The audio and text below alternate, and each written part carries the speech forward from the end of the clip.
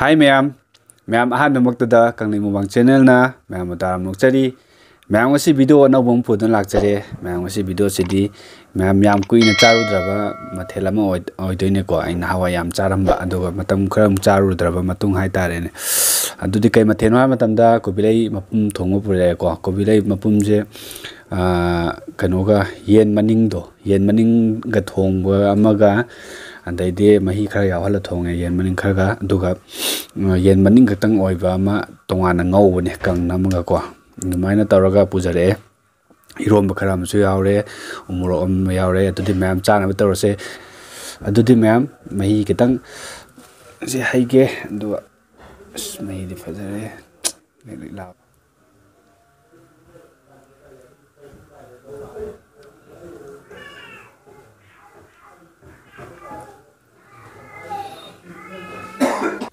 adudi ma'am hauna tawrage first bite se kobilai na tawbuna phabra natraga kobilai na tawbuna phadobra natraga yen maning jira tawba doja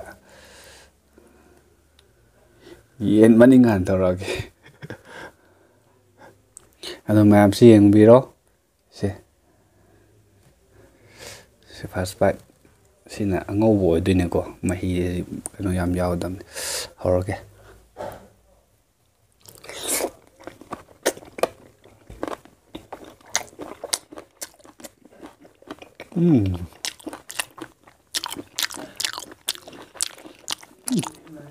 hawe mini ni am hina jaba sigi matunja mahawe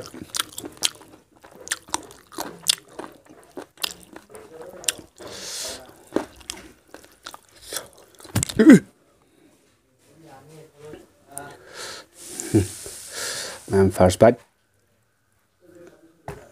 is bukai kai de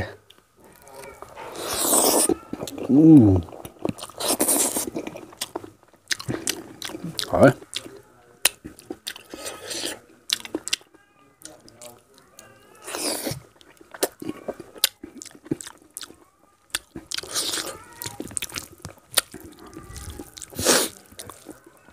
sẽ không phải là horse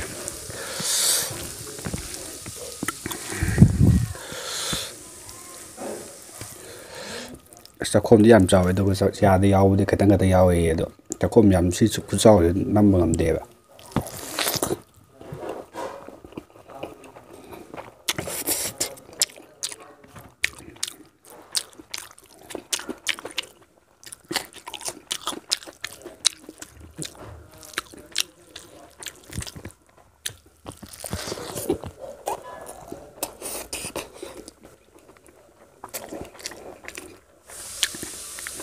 matun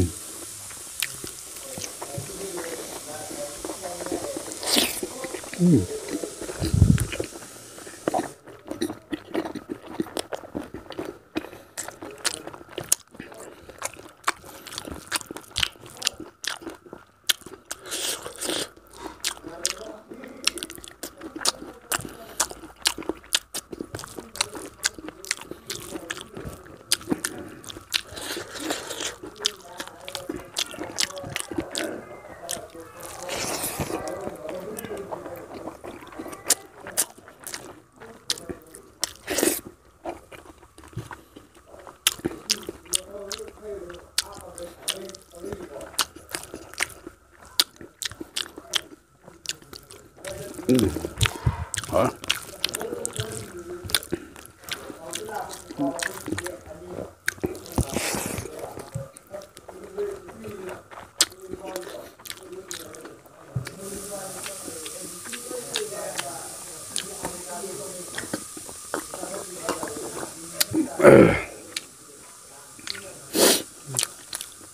matun này ma'am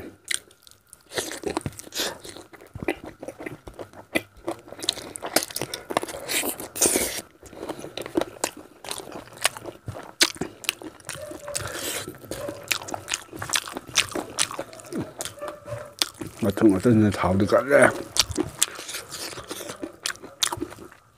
thảo ra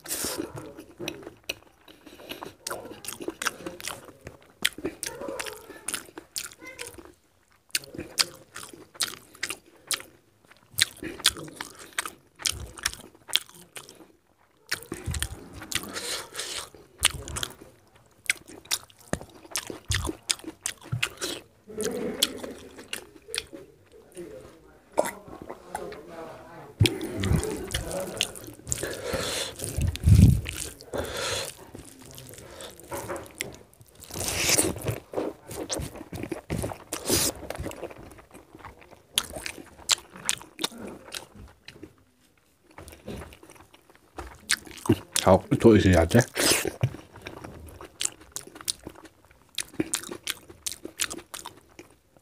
thảo từng ngày thảo nó mới hết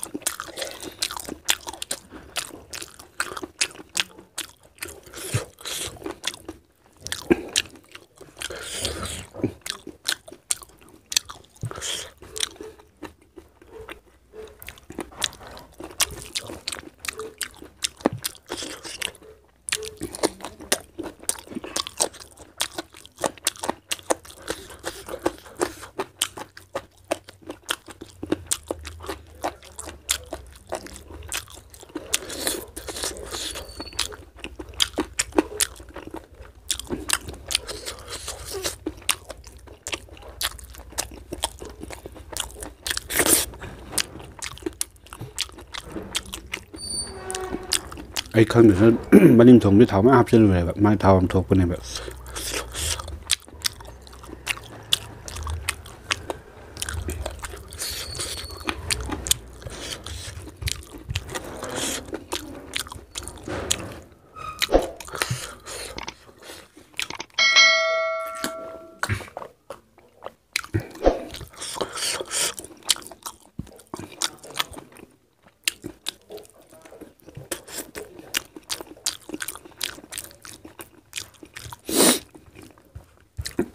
thảo mới sẽ lấy